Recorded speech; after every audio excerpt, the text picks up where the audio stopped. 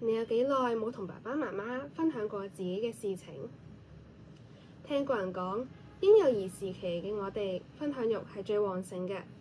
因為生活入面嘅一切都係新奇嘅，所以我哋會笑會叫，用自己嘅語言同爸爸媽媽分享，就算佢哋聽唔明都好。但係人越大，就好似慢慢失去咗分享同傾訴嘅慾望，無論係開心定唔開心，我哋都好少再同爸爸媽媽講。究竟係唔想佢哋擔心，定係覺得佢哋唔明白自己，抑或係兩者都有？我以前都覺得父母唔明白自己，考試考得差嘅時候，佢哋淨係識講，再喊都改變唔到啲咩㗎啦。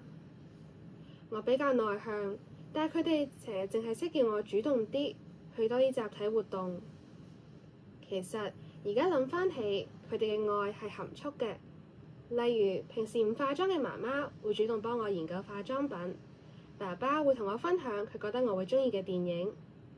所以究竟係父母的確唔理解我哋，定係我哋冇畀佢哋足夠嘅機會去認識自己？同父母溝通係人生重要嘅一課，